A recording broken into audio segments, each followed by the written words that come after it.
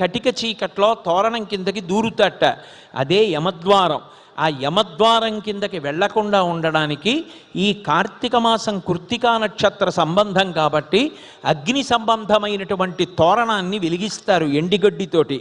ఆ జ్వాలా తోరణం కింద నుంచి పార్వతీ పరమేశ్వరులు పల్లకిలో వెడుతుంటే ఈ భక్తులందరూ కూడా ఆ పల్లకిలో వెడతారు. విశేషించి ఆంధ్రదేశంలో తూర్పుగోదావరి జిల్లాలో ఉన్నటువంటి దక్షారామ క్షేత్రంలో జరిగేటటువంటి జ్వాలాతోరణం పరమాద్భుతమని భీమఖండంలో వర్ణింపబడింది. అటువంటి జ్వాలాతోరణాలు జరిగి అందరూ కూడా పరమ పవిత్రమయ్యేటట్టుగా, నరకబాధ కలగకుండా భగవంతుడు అనుగ్రహించేటటువంటి పరమోత్కృష్టమైనటువంటి తిథి ఈ కార్తీక పౌర్ణమి.